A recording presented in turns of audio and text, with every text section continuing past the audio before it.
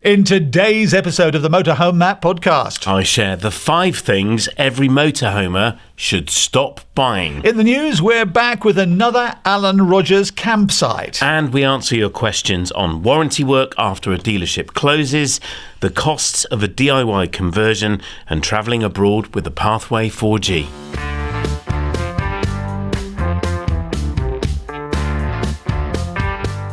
Welcome to the Motorhome Matt Podcast. I'm Keith Gooden. And I'm Motorhome Matt. Industry insights and expert advice for the world of motorhomes, caravans and camper vans. And it's brought to you by thatleisureshop.com and sponsored by Ripe. Now remember, please do follow on your favourite podcast app, or if you're watching on YouTube, click subscribe and the little bell. It's time for our Alan Rogers Campsite of the Month feature here on the Motorhome Matt Podcast. I'm joined by Rob from Alan Rogers, and this month, Rob, we're off to Spain. Northeastern Spain, is that right? The Mediterranean? Yeah, Costa Brava, and we're going to Camping Amfora. Camping Amfora, tell us more.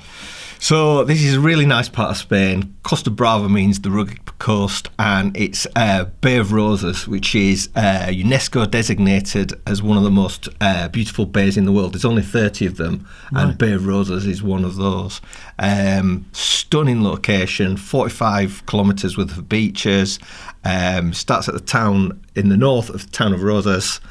San Pedro Pescador is in the middle, which is where this campsite is, and then you go down to La Scala. If you've seen any photos of the Costa Brava, it's got like castles running down into the coast and lots of rocks and little coves. Yeah, beautiful, stunning location. And this is a lesser visited region, isn't it, than some of the other costas? It is, yeah, but well worth a visit, and it's absolutely stunning. You really shouldn't miss it. I've never been there, so we've always headed across the northern coast, or kind of around the western coast and down into southern Spain or Portugal. So there's loads to look and see in the region. It's near Barcelona. Yeah, you need to get this on your list. It's an hour north of Barcelona, which is obviously famous for the Gaudi stuff. So you've got neo-Gothic, Art Nouveau stuff, Park Güell, Sagrada Familia. Inland from the site, you've got the city of Girona. It's really Instagram friendly. You've got the bridge by Gustave Eiffel. So if you've ever seen any pictures of Girona, you'll have seen this bridge with the colourful houses behind it. They filmed a lot of Game of Thrones there as well. Cadac is nearby. That's famous for the artists. Dali, Picasso, Miro. Yeah. They've all been there. They've all done paintings of that. And then at the southern end of the bay, you've got La Scala with Emporias, which is Greco-Roman ruins. Okay. And loads of huge beaches as well, aren't there, around this region? There are, along this coast. The whole coast. So what kind of campsite is it? Is it a big campsite? Well, how many pitches? Yeah, they've got about 700 pitches, but they're all really generously sized, and they've got some that are like 180 square metres. Huge. Private sanitary facilities, so 180 square metres plot, you can get 2 families on there, and with the private facilities as well, it makes it ideal for a couple of families there. Yeah. And I understand this site is flat, so it's ideal for people with limited mobility or accessible issues, so wheelchair users particularly, which is great, good to hear. But what about families? Is it ideal for families? What's going on? Yeah, there's a lot for the families. So the pool's amazing. As with many campsites in this area, they've got a fantastic water park. They've got 4 pools, 4 slides. They've got one of those, like a toilet bowl type ones where you get chucked out into there, spun round and then thrown out at the end. Yeah, not for me. I always go down backwards. Yeah. They've spent a fortune on the pool. In 2024, they renovated it. So the main feature of the pool is the shape of the pool. It's shaped like an amphora, the name of the campsite. Do you know what one of those is? An amphora? No. It's like traditional Roman, like a wine jar that they used to keep the wine in. Okay, yeah. So like a goblet. No, bigger than that. 3 foot tall, huge things. Yeah. Food, obviously, Catalonia. It's really lots famous of fish. for its seafood. It's all about the seafood. They've got lots of food options. They've got Jardinès Sempera, which is traditional Catalan with a focus on seafood, and then there's the L'Amfora restaurant, which does fideuà, which is a bit like paella, but rather than rice, it's noodles. the little vermicelli noodles. Yeah. Vermicelli style. I'm salivating now. Lots of paprika and beachside snack bar, and then a full range of entertainment in the high season. Brilliant. And when is this site open? So it opens mid-May through till mid-September. You can book it if you're a member of the Caravan and Motorhome Club. You can use their overseas site night vouchers for the best price outside of the high season, and they offer various special offers. So if you stay in for 21 days, you get 6 nights free. Okay. So it can work out at really good value. They also work with Axie. So I think you've done a thing on the Axie card before. Yeah. Out of season, really cheap. Yeah, so €27, which includes a pitch with electricity and water for 2 people with a caravan, and it includes a dog as well. So pets welcome, and there's a dog agility course here as well, isn't there? There is indeed, yeah. I'll be doing that with Reg. So tell us again, where are we? It's Camping Amfora, which is in the Costa Brava, and it's Sant Pierre Pescador. So if you're going to northeast Spain, one to head for. You can find out about all of Alan Rogers' sites across Europe. Head to mhmp.info/Alan Rogers. It's the Motorhome Matt Podcast with me, Keith Gooden. And me, Motorhome Matt. And it's brought to you with That Leisure Shop and sponsored by Ripe. Now, today, we're going through Matt's naughty list. The things you shouldn't buy, your no-nos. Absolutely, my no-no-nos. No, your no-nos. Your no-nos. You know what they call that in Russia, a list of no-nos? No. Niet-niets. Nit-nits. Yeah, you got it, yeah. A list of niet-niets. This is Matt's nits-nits. And hi to all of our Russian listeners. Yeah, now numbering 0. Okay, first on the list in your top 5 is that's the sound of the swinging cymbals. Remember that? Is it? When Fluff Freeman used to do it. All right, not off. Not off, mate. We often get likened to those two. It's all for charity. I know why it was called Fluff, by the way, but I can't possibly say. No, not. Family show. Pineapple branded flags. Absolutely. Stop buying them. This is a recent thing. What are they? So this is bunting with pineapples on, or even hanging a pineapple outside your motorhome. It's one of those indications, apparently, that, we're up for a party. You like doggies? Yeah. Is that what it is? Bring your bowl on your keys and we'll throw them in. Let's see what happens. So you put a pineapple outside your motorhome or a flag and people think, aye, aye. Aye, aye. Yeah, that's right. I got a friend of mine with a set of pyjamas covered in pineapples, and she's never lived down wearing those out. No, that's something I didn't know. Just stop doing it. I mean, people do it deliberately. Well, if that's what you're into, fair enough. But people do it accidentally as well, and they've just become a trend. And I was at the show recently, and there were loads of motorhomes with pineapple bunting and pineapple flags. I think people think it's funny. It doesn't. It's not funny. So in the middle of the night, you hear, hello, come in. What's the password? Fruit salad. Pineapple juice. All right, so don't buy pineapple branded flags. Well, unless you're into swinging, but really, does that happen? Anyway, just stop buying them. That's ridiculous.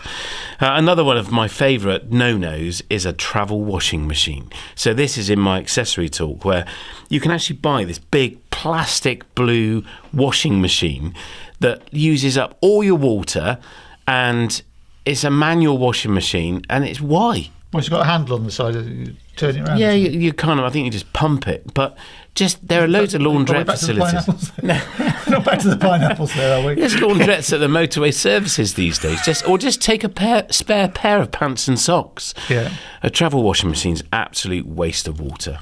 Don't do it. Okay, next on the list, we're already halfway through this fabulous top 5 things, which are no-nos, things not to buy according to Motorhome Matt. And I always like bringing a petrol generator, personally. I hate them. Why? In a world where we've got lithium battery-powered portable units, why do people still use petrol generators? I was with Peter Vaughan at a show recently, walking through a showground, and there were several of them running away, literally like this, and stinking of petrol. 6 o'clock in the morning. morning. No, well, you're not. Yeah, I'll be letting your tyres down. And you think, what? I said to him, why are they using petrol generators in this day and age? He said, well, people have had them for years and they like to use what they own. I thought, well, that's fair enough, because, a portable power pack is going to set you back £1,000. I get it. But if you're going to replace it or go and buy something to give you power, don't buy a petrol generator. Not in this day and age. Just buy a portable power pack. You can run whatever appliances you want to run, your jackhammer or your angle grinder or whatever. Your travel washing machine. Exactly. Your pineapple. Pineapple mincer. So just a portable power pack, silent and easily recharged when you get home as soon as you get onto a hookup. And many of them, in fact, will recharge off the engine when you're driving. So I don't see a place for a petrol generator sale anymore, ever. But in this day and age, with batteries and electricity, I was with a friend of mine who'd come down to see me a couple of weeks ago, and he'd come down in his Tesla car, battery-operated car, Tesla. Why do you say Tesla like that? Well, because, what with things that have been going on across the ponds and all the rest of it, some people don't like them, do they? So anyway, okay. He was out with me, and we were driving around, and we were coming back, and I knew I was coming here to see him. Did it run out of power? So I pulled my car, which is a petrol car, into the petrol station and just topped up the tank. It was only about 15 quid, but I was topping it up to full because, we've got a busy few weeks ahead of us. And then I drove off, and on the way home he said, I do miss that. And I said, what? He said, spending 5 minutes at a petrol station rather than having to stand around for 40 minutes charging me car. Well, it charges, yeah. Well, that's the nature of owning an electric car, isn't it? If you need to charge, you've got to wait. But they are getting faster, but that's a whole different podcast. Yeah, Keith. Let's not go there. So that's so far pineapple branded flags. That's a no. Travel washing machine. And number 3, the petrol generator. All right, not half. Toilet chemical at number 2 with formaldehyde. I've never understood why, as an industry, we're allowed to sell chemicals in anything that are known to be carcinogenic. There's a definite link between formaldehyde and cancer. Yes, there is. It's made by ants, by the way, formaldehyde. You said this before. Yeah. Have you tried to milk an ant? Not recently, no. That's why it's so expensive. How do you even milk an ant? I don't know. But how do ants make formaldehyde? I don't know, but they do. It's what keeps their ants' nests clean. But it's it's a fantastic. I tell you what, they used to use it to preserve bodies. Okay, yeah. Well, that's fair enough. I don't need to be putting it in my toilet. No, that's the thing. So why not formaldehyde? You say it's carcinogenic. It is proved to be carcinogenic, by the way, but, some people it affects, some people it doesn't. So it's a powerful chemical, isn't it? Really powerful, which is why I suppose it's been used commercially in toilets. And I did quiz manufacturers and wholesalers on this. Why are we allowed to sell this? And apparently it's a commercial product that has been distilled down into the smaller bottles that we then retail, and it's kind of gone through a loophole, and it's allowed to be sold on shelves in campsite shops across the world. It's madness. So it's not in that leisure shop. We don't stock it, and we choose to sell product that contains everything but formaldehyde. I'm known for banging the drum for Solbio, which is a completely vegan product. The fact we can ingest it, don't do it. It tastes disgusting. And yes, I have done it twice, not again. You did it 3 years ago and he still remembers it. Not in my condition. Yeah, I'm still twitching. Yeah. Maybe that's why I'm ill. It's not. But avoid toilet chemical. But the point is, it's not carcinogenic. And if a child does pick it up and has a mouthful of the Solbio, it's not like having a mouthful of formaldehyde. Absolutely. And same if your dog drinks it as well. It's it's not good for them. But why can't we just use toilet chemical that's just good for the environment? There's loads of choice out there now. We have these toilet chemicals that, this can't go in a septic tank. Well, don't use it then.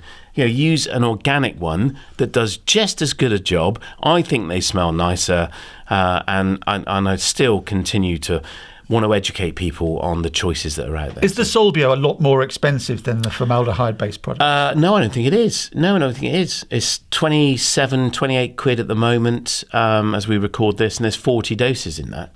And we were using it just the other weekend, and I emptied it, and it is a bit green and a bit sludgy. It's not very nice, but it's not going to be, is it? But it does smell. It smells of essential oil, so it does smell pleasant, and we don't dislike it at all. And I know not everyone likes the smell of Solbio, but there are alternatives. There are green alternatives, maybe not as vegan as Solbio that you can't drink, but just don't buy the one with formaldehyde in it. Next time you're making a decision in the camping shop, just read the ingredients. And if it says formaldehyde, now you know. So just maybe choose to buy something else. And you have said in the past, if you don't like the smell of the Solbio, you can always put some essential oils in, or maybe... Honestly, one drop. Yeah, Aramis. One drop of essential oil. Or your sausage. No, it needs to be essential oil, otherwise you'll mess up the effect of the Solbio. So one drop transforms. It's game changer. Johnny Depp on the telly, advertising that perfume. Sausage. Did you actually go home and rub a sausage all over your face? No. Somebody in London on the bus shelters a couple of years back, they were advertising, I think it's called Sauvage or something. This perfume, and it had Johnny Depp and his cowboy, and they'd changed everything to sausage. It was, you had to be there, but it was very funny. Okay, we are going through the top 5 no-nos, the things you shouldn't be buying. At number 5, pineapple branded flags, because boys and girls like swinging. Travel washing machine, because, as Matt says, you don't want to be turning that handle. Just bring an extra... Wasting water. Pants and wasting water, yeah. A petrol generator, because, let's face it, with so many battery options these days, you shouldn't be sparking that up and being antisocial with noise and fumes. And the toilet chemical, finally, with formaldehyde. As Matt says, go for a vegan or perhaps a product which doesn't contain stuff that's been milked out of ants. And at number 1, bang, bang, bang, a garden hose instead of food grade hose. Yeah. What's the difference? Every time I give a talk on accessories, I ask people to show of hands who filled the motorhome with a garden hose before they came here. And half the room go, and then people sort of go, yeah, I did. Is that wrong?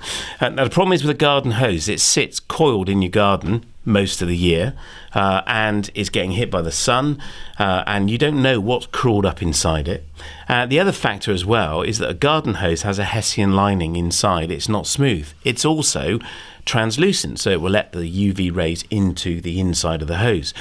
A food grade hose is a solid colour, usually blue, so the sun can't penetrate it, and is completely smooth on the inside, so water can't cling on the inside. I would always run water through the hose for 10-20 seconds just to flush anything out of it, so you know it's clean on the inside. But a garden hose is not going to be the case. Water will cling to the inside of a garden hose, and then that can carry bacteria, and then you're going to put that potentially into your motorhome water tank. Now, I know lots of people say, well, we don't drink the water, it's fine. Even so, I do not want that stale, stagnant water going into my water tank.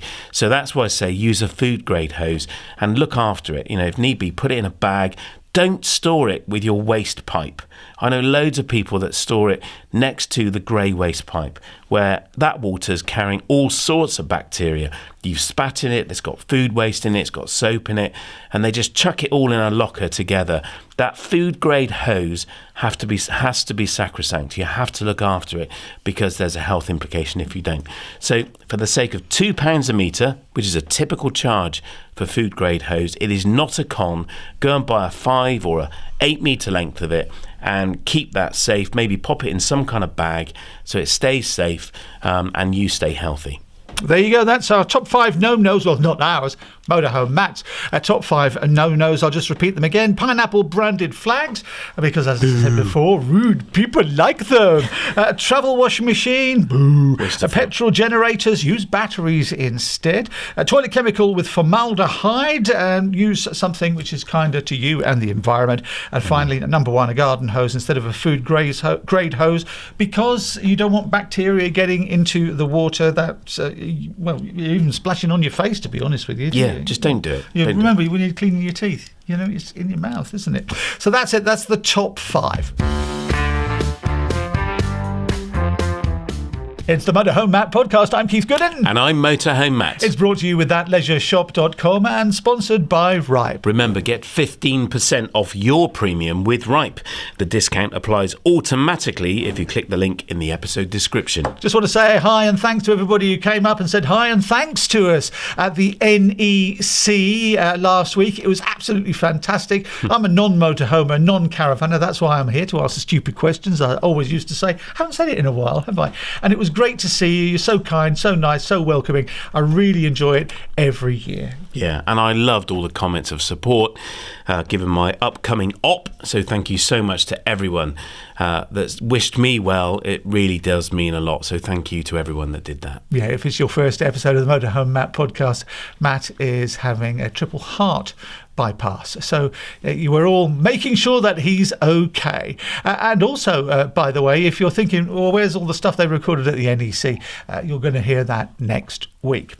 It's time for our Q&A, the questions and answers, where you ask the questions and the expert, Motorhome Matt, he answers them. And if he doesn't know the answer, he'll jolly well ask somebody who does. First of all, Adrian Stevens got in touch. Morning, Matt. My name's Adrian Stevens. Appreciate you're a very busy man. Enjoy watching your channel and thank you very much for what you do and the content you provide. Very interesting. Got a problem in that we were potentially the last paying customer purchasing a van from Premier Motorhomes in Birdham, Chichester. The problem goes further than that, in that on our first outing with it, we were driving down through France, and it's a Fiat Adria Twin Supreme 2023 used vehicle. It was 18 months old, and the gearbox failed on the van. Now, under Fiat warranty, it's being repaired, it's being fixed, etc. However, given that Premier Motorhomes now appear to have ceased trading, we are struggling with manufacturer warranty issues over the whole thing. And I noticed that you did do an article recently on warranties, but we're talking to one of the aftermarket market insurance companies. Be interested to understand your views on things and to have a quick discussion with you if it's of worth and you feel that it could provide you with something. Thanks very much, Adrian Stevens. Did he mention Chichester? Did he say Chichester? Yeah, so Premier Motorhomes, really sad. They're one of the good guys. They've been around for a long time, and I've been friends with them for quite some time, and they have closed. They decided that it was too tough a market, and they took the objective decision to wind everything down. And they've spent the last 2 months kind of, clearing the decks, clearing the debts as well, and they have now closed. And Adrian, you probably were one of their very last customers. A gearbox issue, though, is of course under the Fiat side of the vehicle, not the Adria side. So you would need to go to a Fiat approved workshop or a Fiat professional workshop. So either a Fiat main dealer or a motorhome dealership that has Fiat professional and they're doing warranty work for Fiat. Anything on the Adria side, or for anybody that bought something from Premier, so that might be Rolatine, I think they were Heimer as well, other brands too, then any habitation issue locally, there's a brilliant service centre up the road called Reliance. Now, I have messaged Darren for a comment to confirm he's willing to take on that warranty work, but I know Adria did send an email and a statement to their customers saying that warranty work is going to be undertaken by Reliance from now on. This is for Premier customers. So do check them out, but you can potentially go to any Adria dealer, provided they'll take the work on, and that's where this industry falls down. So you've mentioned this before, haven't you? Yeah. So do they just flat refuse to do it, or often, yeah. Or just say, well, I'll do it, but for double the cost, or something like that? So Adria's hourly rate is not as high often as the main dealer rate. And they said, well, we didn't make our money out of selling you the vehicle. You've now got a problem. It's going to cost us money to repair it. And this is where I've been intrigued by the guys at Warranty Solutions Group, because they will warranty your vehicle for £500, £499. In fact, there's a discount on that. I'll come to it in a second. But if you bought that warranty, they offer a main dealer hourly rate up to £200 an hour. So they offer more than the standard Adria rate. Is that what you're saying? Than most manufacturers, yeah. So Carthago and Malibu. And just for people getting a bit left behind by that rate is what they would pay the dealership, yes, who are doing the fixing, for their time. And it might be, I don't know what most manufacturers are paying, between them all, but it's anything from often 40 quid, as little as that, when the dealer is charging £100 an hour. So they're losing £60 an hour in order to take on that warranty work. And yes, they get you, the customer, but they have to make a decision. Do they want to buy you in, basically, as a customer? Is it cost effective? Yeah. So with a product from Warranty Solutions Group, and this is where this really got my attention, is you could take that under that warranty to be repaired, and the dealer would get paid their full main rate by the warranty company. They sign claims off in 20 minutes. Now, obviously, if there's a main dealer part or a manufacturer part required, they have to order that. But the warranty company would pay it, and they would pay the labour at a full hourly rate. It's a fantastic product, and it's 499 quid. So for you, Adrian, if you wanted to ensure that for the next year you had that peace of mind, I think it's a product worth buying. I've bought one for my Adria Twin because I spent probably £2,000. If I was a consumer, it would have cost me £2,000 to cover and repair everything that's gone wrong on our van. Nothing really to do with Adria, just other stuff that's broken on the habitation side. At 499 quid, no excess, I'd have saved £1,500. So it's a bit of a no-brainer. But you can find out more about them on the Motorhome Matt approved directory. Just head to mhmp.info/warranty solutions. And you can find out the offer there. And I think if you quote Motorhome Matt when you buy the policy, there's a discount and you go into a prize draw, which we're running in collaboration with that leisure shop. So I think it's worth considering. And that means that if the dealer you're buying from is vulnerable and you're worried, you can buy an aftermarket warranty to match up with the manufacturer warranty, giving you that peace of mind, and a warranty that's signed off in 20 minutes if you have a claim. Right. We have done podcasts in the past about warranties, and some people are quite suspicious about them because the warranty industry over the years hasn't got the best reputation. That's very true. A bit like journalists, really. But the thing to do, and there are plenty of other warranty companies available, do your research, check it all out. But Motorhome Matt approved is the place, I think, your first stop, because Matt's taken the trouble to actually talk to them, go into their product, and if he's recommending it, it does mean something. It's not just we'll bung you some cash, can you talk about it? So take a look, shop wisely, but take a look. And what is the Motorhome Matt? I've forgotten the name of it. The approved directory. The approved directory. That's it. What is the Motorhome Matt approved directory address again? So it's mhmp.info/approved for the entire directory, and it's flooded with brands, products, and services that I use and I can commend. And I'm always asking, Matt, who do you use to put a tracker on your motorhome? This type of stuff. And we're adding brands to it all the time. And warranty solutions are there, mhmp.info/warranty solutions. You can read all about their offering. And what I was really taken with them is the fact they will cover 6,000 items in the back of the motorhome and on the engine and chassis, but also they cover consequential damage, which is really unusual. So if you have a damp spot somewhere and it causes damage somewhere else, they'll cover that as well. That's really unusual. So there's loads of reasons why I'm a fan of theirs, and you can check out the episode I did with Stuart and Dave from Warranty Solutions in the back catalogue. Yeah, and it's okay to be cynical, by the way, but when we made the list of our Bible for the Motorhome Matt podcast, top of the list was we will champion for the consumer. Yes. So we've always got you in mind first of all. Any commercial deal that we do to keep the podcast on the air does not trump that. We are your champion. We always will be. Dominic got in touch. By the way, before we hear from Dominic, can I just say, if you are leaving a question, can you just say where you are? We can stick a pin in a map, and it just lets us know where you're living, and also might help with the answer that Matt gives. So first of all, Dominic, he wants to DIY convert his Mercedes. Hi Matt, I'm quite handy builder, so I was wondering how much it would cost me to convert Mercedes Sprinter long wheelbase if I did it all myself. We own a double axle caravan at the moment, but would like to go to Sprinter. My name's Dominic. Thank you. Cheers, Dominic. Can I call you Dom? Dom. I would guess he's somewhere in the southwest. That's a Bristol accent if ever I heard one. Proper job, Dom. Proper. Yeah, good for him. And he's looking to do a proper job on his Mercedes. Cheers, drive. Yeah, that's the one. Most people have no idea what that means. When we get off the bus, we always say, cheers, drive. Cheers, drive. It's very much a Bristolian thing. What do you call snow when it's settling on the ground and starting to become deep?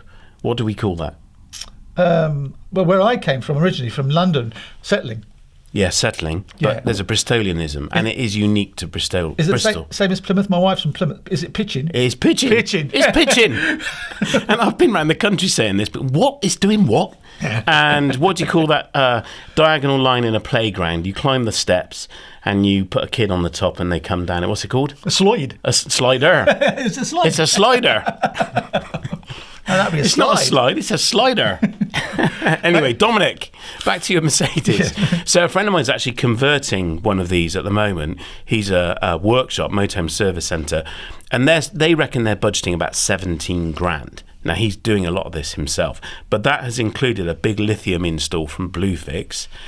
They've put all the batteries in and wired it all up. You can find them on the Motorhome Matt approved directory as well. And in fact, he's done that on my recommendation, and he's loved it. So I reckon you're looking anywhere between £5,000 and £20,000 after the cost of the van, and that doesn't include anything like improving bodywork, but that's just materials and fitting it out. If you've got, you can buy kits to go in vans that are pre-made, and again, you're probably going to look somewhere between 8 and 20k. So it really does depend how much lighting you're putting in, what services, what heating, what hot water, and there's loads of different options, so many different options, and I'm looking forward to getting more contributors to the self-conversion market on the Motorhome Matt approved directory, because this one is a can of worms, and even I scratch my head sometimes. But I reckon if that's where you're budgeting, Dominic, you'll be well away. Cheers, Dominic. Gary Hughes is in Bridlington. Hi, I'm interested in the Pathway 4G Wi-Fi router, but have a couple of questions. Can I use this abroad? And if so, can I purchase a SIM when abroad to use in the Pathway 4G? Yeah, absolutely. Yes, you can. So Wandering Bird, Kat, has just been travelling all around France with a Pathway. I'm not sure what SIM card she had in it, but my recommendation is always buy one when you get there. If you take a UK SIM, then you're going to suffer the data cap, so you can only use 25% of the data on the SIM card. There are a couple of exceptions to this. Tesco said they wouldn't cap the data this year, but apparently that might be changing next year. IQ Go also have a new product, which means you can buy their SIM and it will work in Europe. And then there are, I'm sure, others as well. But I remember in Belgium, we bought a SIM card in Carrefour, and it needed an address. That's a big supermarket. Huge supermarket. Yeah. And they're everywhere. They're at the tills, as they are here. And we didn't have an address. So we thought, oh, great, can't use it. So we then went to a little corner shop in Belgium. And the lady there sold us a SIM. And I said, do I need an address? She said, yeah, use this one. And she gave me a little card. And there are tens of thousands of people living at that corner shop, as far as the SIM provider is concerned. And so we used her address, where I'm assuming the person on the checkout in Carrefour was probably less keen to give you their home address. Yeah, it's not dodgy. You're not breaking any laws. No. It's just that the provider, because of its rights issues, they can only sell for a certain footprint of their signal, and then somebody else sells for another country or another 100 miles away. So that's what it's for. We're not suggesting people are breaking any laws. No, not at all. You just, if you need an address when you register the SIM to turn it on. Yeah. Now, many of them you don't. You just push it into the Pathway. It comes to life after about a minute, and it just starts working. Dead easy, and that's what the beauty of the Pathway is. There's no techie knowledge needed. Some of the earlier models, when we first launched it, require you to change the APN settings in the box if you go to Europe. What's an APN setting? So I can't remember what it stands for, something network. But it's a really simple thing to do, explained in the instructions and on the BelmontLeisure.com website. So, but if you're stuck, just ring that leisure shop, and one of the team, Dave, Darren or Ben, will talk you through doing it. So you say some of the earlier ones you needed to change the APN. Does that mean the later ones that... So the later ones, we updated them before we sent them out. And the brand new one doesn't even need it changing. That does it itself. Just as the technology is improving. And so if you find it doesn't work, that might be the reason. You have to tell it that you're in Europe, and then you have to tell it you're back in the UK when you come home. Have you come across any data SIMs that it just won't work with? So annoyingly, just after we launched it, Vodafone changed a security patch, and we had to then do an update, a firmware update. So on the Belmont Leisure website, it's always the latest kind of firmware, the software, if you like, that it's operating on. And it might be you just have to go and download that. It's, again, a very simple job. So if you are using a Vodafone SIM and you're on one of the earlier models, you may have to download that, but it's completely free. The website is so simple. The language is really clear and easy to understand. And if you're stuck, though, please give us a ring and we'll talk you through it. Fantastic. Okay, then, if people want to send you a question, Matt, what should they do? We would love it if you did. Just head to mhmp.info/ask Matt. And as we've been discussing, if you're looking for trusted brands and services, then make sure that you visit the Motorhome Matt approved directory. It's at MHMP, Motorhome Matt Podcast, get it? mhmp.info/approved. And remember, if you're watching on YouTube, click subscribe and the little bell. And if you're listening on your favourite podcast app, please click follow.